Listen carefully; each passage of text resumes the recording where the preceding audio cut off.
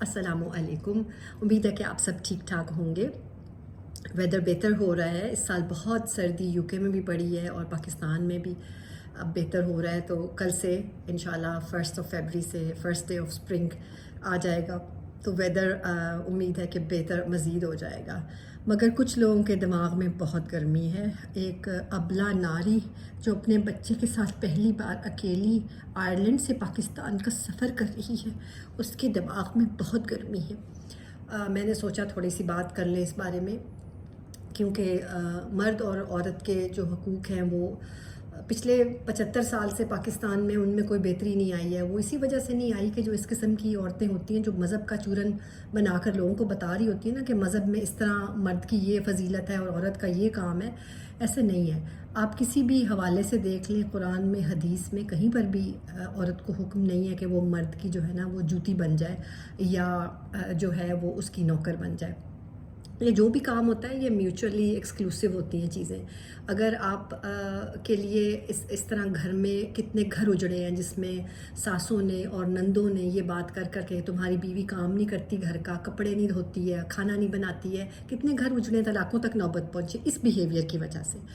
سب سے بڑی بات جو مردوں کو پاکستان میں عورتیں بتانا بھول جاتی ہیں، اور مجھے ترس آتا ہے اس عورت کے چھوٹے سے بچے کے کہ وہ بھی اسی سوچ کے ساتھ بڑا ہوگا اور کسی کی بیٹی کو کل کو خراب کرے گا، کہ سب سے بڑی بات عورتیں جو بتانا اپنے مردوں کو بھول جاتی ہیں، بچوں کو، اپنے لڑکوں کو بڑا کرتے ہوئے، کہ تم نے عزت کرنی ہے اپنی بیوی کی. جب آپ عزت کسی کی کرتے ہیں تو پھر اس کا یہی مطلب ہوتا ہے کہ آپ کی ایکسپیکٹیشن اس سے کم ہو جاتی ہے. دوسری بات یہ ہے کہ میں نے بہت سے علماء کو اس بارے میں بات کرتے دیکھا ہے کہ اگر آپ کی بیوی گھر کا کام نہیں کرنا چاہتی تو آپ اس کو فورس مت کریں. یہ بات کوئی عورت، کوئی ماں بتاتی نہیں ہے اپنے بیٹے کو کہ بھائی اگر تمہاری بیوی گھر کا کام نہیں کرنا چاہتی ہے، اگر ولنگلی کرتی ہے تو کرے، اگر نہیں کرنا چاہتی تو نہ کرے. مگر اس جیسی عورتیں جو ہوتی ہیں نا، وہی سب کی ایکسپیکٹیشنز کو بڑھا رہی ہوتی ہیں بیٹھی ہوئی کہ جی ہاں عورت کا یہ کام ہے، عورت کو تو یہ کام کرنا چاہیے، اور مرد باہر سے تھکا ہوا آتا ہے، تھکا ہوا آتا ہے چھت رکھنے کے لیے عورت کے سر پر. مگر بات یہ ہے کہ عورت نے بھی سارا دن کام کیا ہوتا ہے، وہ بھی تھکی ہوئی ہوتی ہے، اپنا بھی کام کرتی ہے اور مرد کا بھی کام کرتی ہے اور اس کے بچوں کا بھی کرتی ہے. جب وہ کھانا پکا رہی ہوتی ہے، جب وہ گھر کو دیکھ رہی ہوتی ہے، تو وہ کیا اور اس سے زیادہ کیا ایکسٹینڈ کر سکتی ہے. سیلف کیئر سب سے امپورٹنٹ ہے. جب ہمیں پتہ ہے کہ ہماری احادیث میں یہ اس چیز کا ثبوت موجود ہے کہ نبی پاک صلی اللہ علیہ وسلم خود اپنے کپڑوں کو پیوند لگاتے تھے، خود اپنی جوتی کو مرمت کرتے تھے، گھر میں جھاڑو دے لیتے تھے. تو ہم یا ایسی عورتیں جو ہیں ان کے ہسبینڈز جو ہیں نعوذ باللہ وہ نبی سے آگے ہیں کہ ان کو جو ہے اپنا کام کرنے کی منائی ہے. نبی سے ٹف کام کس کا تھا؟ نبی سے زیادہ ٹف زندگی کس کی تھی جس کو اتنے پتھر پڑے تھے کہ ان کے خون نکل نکل کے ان کی جوتی بھر گئی تھی. تو ایسی عورتیں جو مذہب کا چورن بیچ بیچ کر لوگوں کو خراب کرتی ہیں، اللہ تعالیٰ ہی ان کو سمجھے گا. میرا خیال ہے کہ میرے جیسی جو کوئی فیمیل ہے وہ نہیں ان کو بتا سکتی. اور specially I will be warning you as well women, آپ جہاں کی بھی ہیں، جو بھی ہیں. میں تو لوگوں کی ذاتی زندگی میں دخل اندازی کرنا پسند نہیں کرتی، لیکن اسی صورت میں بھی یہی ایکسپیکٹ کروں گی کہ میرے اوپر آپ کو ڈائریکٹلی بات کرنے کی ضرورت نہیں ہے کہ میں اپنے خامند کو کیا سمجھتی ہوں اور کیا نہیں سمجھتی ہوں. آپ کو اپنے لینگویج کو مائنڈ کرنا چاہیے. It just reflects your back ground کہ آپ کو پتہ ہی نہیں ہے کہ کس طرح لوگوں کو ایڈریس کرنا ہے یا لوگوں کے بارے میں کیا کہنا ہے. میری باتیں جنیرک ہیں اور میں یہی چاہوں گی کہ بہنیں ریئلائز کریں اس بات کو کہ جو یہ عورت کہہ رہی ہے یہ غلط کہہ رہی ہے، اور اس کے اوپر بات ہونی چاہیے، بجائے اس کے کہ ایک ڈیفائنڈ رول ہو. ڈیفائنڈ رول کسی کا بھی نہیں ہوتا. صرف ایک رول عورت کا جو کوئی اور نہیں کر سکتا، وہ اولاد کی پیدائش ہے اور اس کی پرورش ہے. اگر پرورش وہ کر سکتی ہے، اس کی طبیعت اجازت دیتی ہے، وہ کرے. اگر وہ ہیلپ چاہتی ہے تو ٹریڈیشنلی ہمارے نبی پاک صلی اللہ علیہ وسلم بھی کسی اور کے پاس پلے تھے، ان کی دایا اماں حلیمہ تھی. اس میں برائی کیا ہے؟ اگر آپ کو ہیلپ ملتی ہے تو آپ لیں.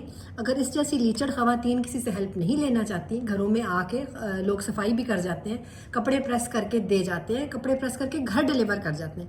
اگر آپ اتنے لیچڑ ہیں، if you are counting your pennies, کے جو بیچارہ ایک مزدور ایئرپورٹ پہ اگر آپ سے 20 پاؤنڈ یا 20 یورو مانگ رہا ہے، اگر تم اس کو دے دو 20، ہو سکتا ہے اس کو کتنی ضرورت ہو. جو بندہ ایک حلال روٹی کما کے کھا رہا ہے، اگر آپ اس کو 20 دے دیں، 20 آپ کے لیے کچھ بھی نہیں ہے لیکن اس کے لیے ایک بہت بڑی اماؤنٹ ہے.